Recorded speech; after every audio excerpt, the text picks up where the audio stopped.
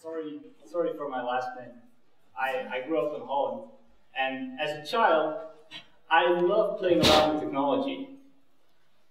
To keep me busy on the weekends, my dad would sometimes give me an old radio or something to take apart. You know, with great joy, I would spend hours dismantling the device, exploring its secret contents, curious to find out how it worked.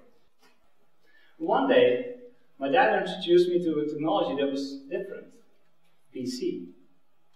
This thing didn't just work right out of the box. You had to really learn how to make it work. Not a problem for a kid like me who loved tinkering and reading manuals from front to back. But I noticed that most other people, well, they didn't want to be bothered reading all those instructions. Many of them felt moronic and even defeated using their PCs. Because in fact, you had to really learn how to use it. But it wasn't until the day that I saw my very own dad struggling with the VCR that I felt like the time had come that technology ruled us instead of the other way around. You know that moment in life when you realize that your dad is not an invincible superhero, right?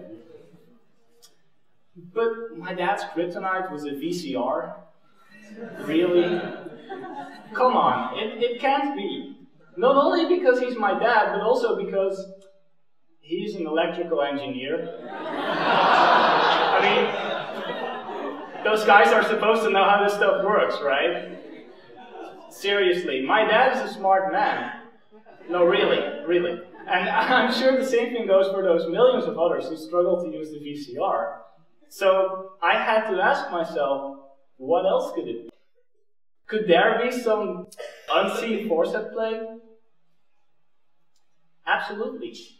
And a big part of the mystery has to do with the infamous Moore's Law, which states that technology is under perpetual construction. And more specifically, that it doubles in capacity every 18 months. You know, kind of like the buildings here on campus. At the dawn of the last century, a famous human-computer interaction researcher named Bill Buxton realized that at a certain point, all this technological growth would hit the ceiling of our human capabilities of understanding. We would be facing what he called the threshold of frustration, which basically means that after that point, technology gets so complex that it's just too frustrating for us to use. But does that mean that we should just stop inventing new technology? Or are we expected to feel out of grasp every time we use it?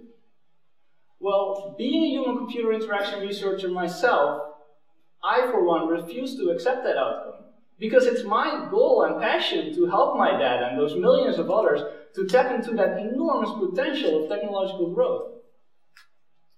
So the question is there anything we can do to, well, break through this threshold of frustration? And thankfully, the answer is yes, there is. And the secret lies in a concept that I call Technopsychometrics. Techno stands for technological things or devices, psycho for the human mind, and metrics is about meticulously measuring how the mind makes sense of these devices. So, what can we accomplish by integrating the measurement of the technical and the human? Well, let me give you an example. During the 2008 election campaign, the developers of BarackObama.com tested several versions of the website's homepage. For instance, here you see the president at a rally and a button that kind of urges you to sign up. Now, what these web designers then discovered is that this version, with a black and white photo of his family and a button that invites you to learn more, this version actually resulted in more collected email addresses. By using this version, they reportedly raised 60 million additional campaign dollars. And it doesn't stop there. The same process has been used to improve the design of medical devices, nuclear power plant control rooms, airplane cockpits, basically any multi-million-dollar safety-critical technology. But if the process of applying technopsychometrics is really that simple, then why is it still such an enormous pain to sign up for college classes, right?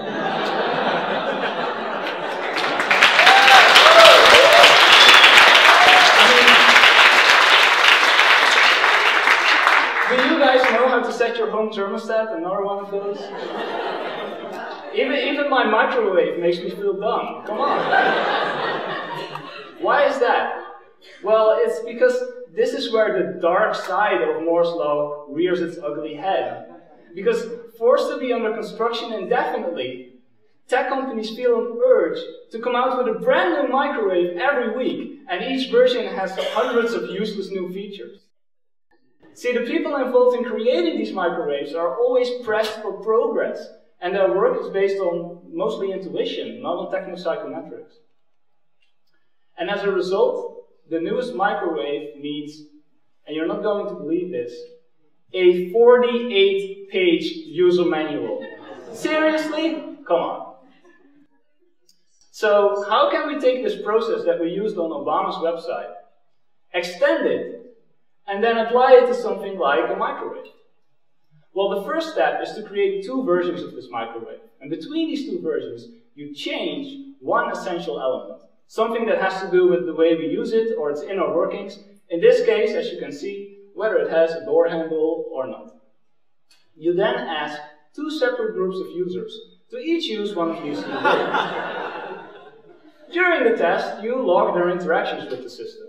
So this is to find out what they do and how long it takes them and whether they make any glaring failures along the way. And then after the test, you use questionnaires to measure their perceptions of the microwave. So did they understand how it worked and was it easy for them to master? You also measure their user experience. So did they enjoy using the microwave? And of course, how much did they like the pizza? As researchers, we can then take the differences between these two groups of users and link them to the difference between the two microwaves. Moreover, we can explain why users behave differently in terms of their perceptions and user experience. And then after repeated testing with many users and several different microwave ovens, we can draw some clear conclusions. For instance, that this microwave with a door handle is more convenient because it's easier to see how to open it. Or, on the other hand, that this one with a button actually is better because you can open it with your elbow while holding a heavy casserole. See, the answer isn't always intuitive. But when it comes to technopsychometrics, the possibilities are endless. And by applying this process to our own lives, we can simplify our interactions with the products that right now we hate the most, like our printers, or our car stereos, or even our text forms. I mean, wouldn't that be nice, right? Yeah, applying technopsychometrics to improve our daily lives really fills me with a great sense of pride because it means that my work helps to tap the full potential of technological progress. However, because technology is indeed always under construction, I fear that the time will come that Moore's law will leave even me behind. So to survive in the future, we must all learn to see the world through the lens of technopsychometrics. That way, we can take back the control over our technology and make ourselves and all other users feel smart again.